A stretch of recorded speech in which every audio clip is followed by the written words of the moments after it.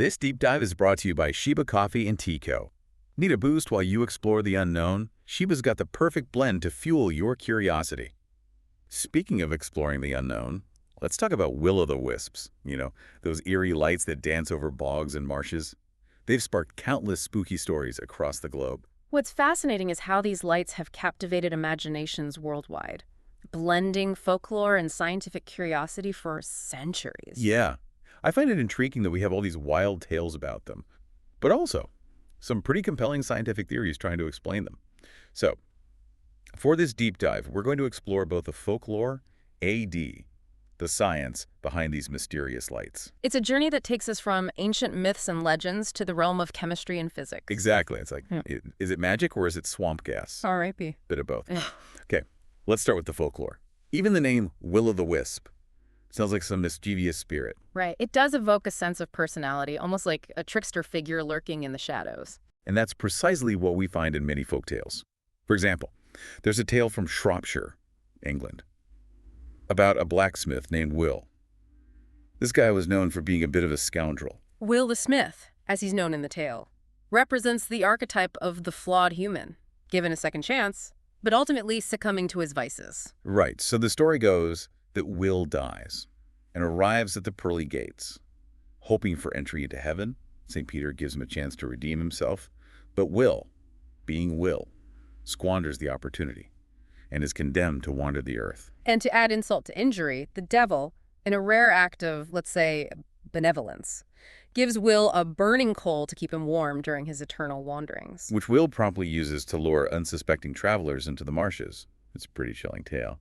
And it highlights the common theme of will-o'-the-wisps as deceptive entities. Indeed. Misleading lights feature prominently in folklore worldwide. Take, for instance, the Hitodama of Japan, which translates to human souls. They're often depicted as balls of energy flitting through graveyards, leading people astray. Ooh, that sends chills down my spine. And then there's Drunk Jack from Irish folklore. This guy's a notorious trickster who manages to outsmart the devil not once, but twice. Jack's cunning is legendary. The image of him trapping the devil with a crucifix, forcing him to agree to his demands, is quite vivid in the tale. Totally. And as a reward for his trickery, Jack ends up with a turnip lantern, doomed to roam the twilight world between heaven and hell. It's a fascinating story, and some believe it might be connected to the carved pumpkins we see on Halloween today. Right, like a spooky ancestor of our jack-o'-lanterns. But these tales aren't limited to Europe. They pop up all over the world. In Mexico, we have witch lights, which are sometimes associated with buried treasure that only children can find. The idea that children possess a special connection to the supernatural is a common motif in folklore, particularly when it comes to hidden treasures or otherworldly realms. That's so interesting. It's like, would you be brave enough as a kid to follow a mysterious light, even if it meant finding treasure? I'm not so sure. And then in Brazil, there's the Boi Tata, which translates to fiery serpent. Now that's a name that conjures up some striking imagery. Blind during the day, the Boi Tata sees everything at night because it eats. Well, let's just say it has a rather gruesome appetite for eyes. Yeah, it's definitely one of the more memorable and slightly creepy will-o'-the-wisp stories. Then there's Finland, with its Arnavalkea, which are said to be eternal flames, marking spots where fairy gold is buried. But to find the treasure, you need mythical fern seeds. The Arnavalki tales tap into that sense of wonder and possibility that draws us to folklore. What if these mythical treasures truly existed? What lengths would we go to find them? It's fun to think about, but not all will-o'-the-wisp stories are about tricks or treasure. In some parts of Europe, these lights are seen as the souls of unbaptized babies, caught between heaven and hell. These tales tend to take on a more melancholic, even tragic tone. The will-o'-the-wisps aren't malicious entities, but rather lost souls seeking solace and a path to spiritual completion. They try to lead travelers to water, hoping for a final baptism that'll allow them to find peace. It's a different kind of spooky. Right.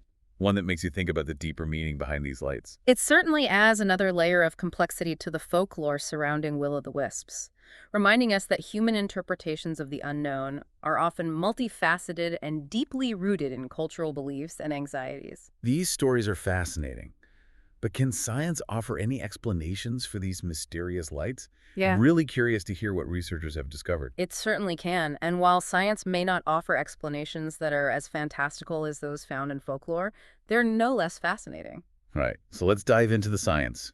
What are some of the leading theories about what causes these will-o'-the-wisps? Well, one of the most prevalent theories is that these lights are caused by the spontaneous combustion of gases released from decaying organic matter in marshes and bogs. That's the swamp gas theory I've heard about. Precisely. We're talking about gases like methane, phosphine, and diphosphine, which are all byproducts of the decomposition of organic matter. Methane, as you likely know, is highly flammable. And phosphine, when it comes into contact with oxygen, can ignite spontaneously at room temperature. So the idea is that these gases build up in pockets within the bog and then ignite, creating those flickering flames we associate with will-o'-the-wisps. That makes sense, especially considering where they're often seen.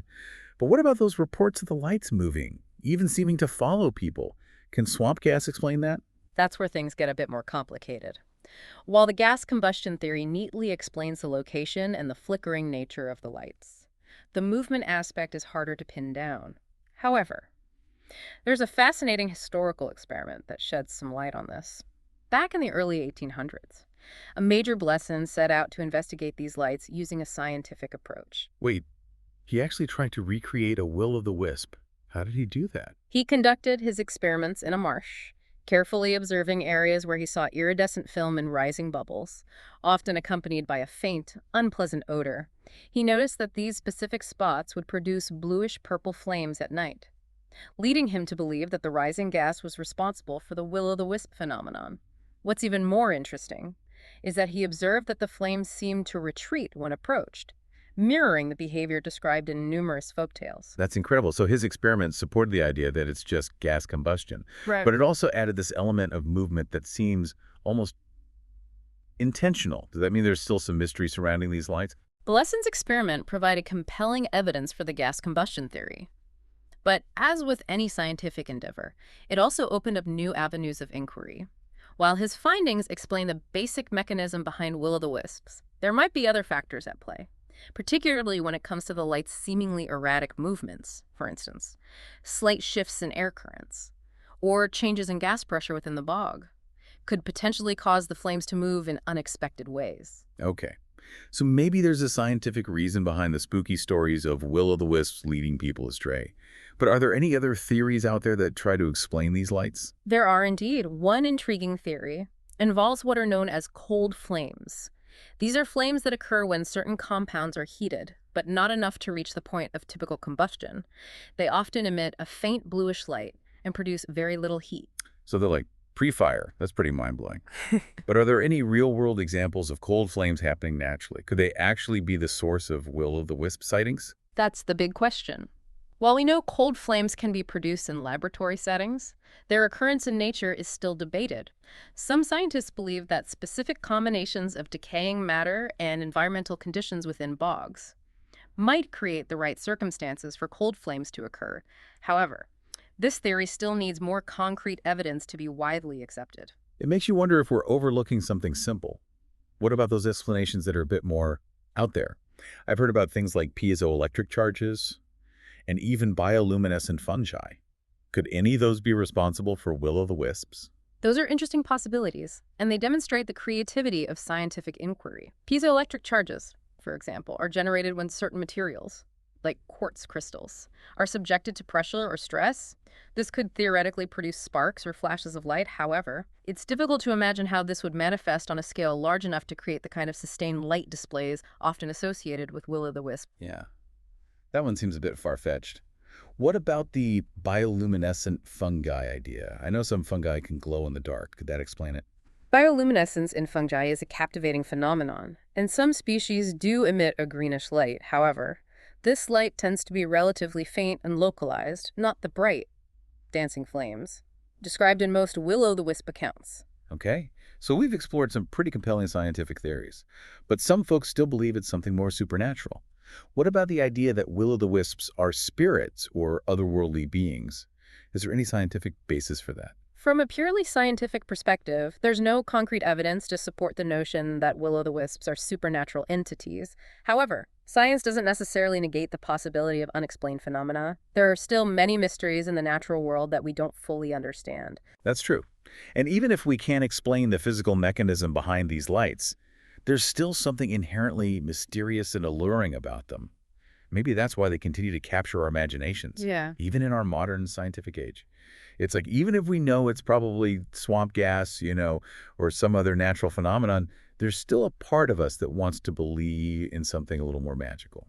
I think that's a testament to the enduring power of folklore and our innate human fascination with the mysterious and unexplained. Yeah. These stories remind us that there are still things in the world that we don't fully understand, and that's okay. It's that sense of wonder that keeps us curious, right? It Yeah. makes us want to explore and learn more about the world around us. Precisely. And perhaps in a way, the scientific pursuit of understanding these phenomena is driven by that same sense of wonder that inspired the folktales in the first place. I like that perspective. Yeah. It's not about science versus folklore, but rather both working together to shed light on the mysteries of our world. Exactly. Each approach offers a different lens through which to view these phenomena, enriching our understanding in unique ways. So, listener, after diving into both the folklore and the science behind Will-o'-the-Wisps, what are your thoughts? Are you team supernatural, team science, or maybe a bit of both? Perhaps the most compelling takeaway is that the will-o'-the-wisp, whether viewed through the lens of folklore or science, continues to captivate our imagination.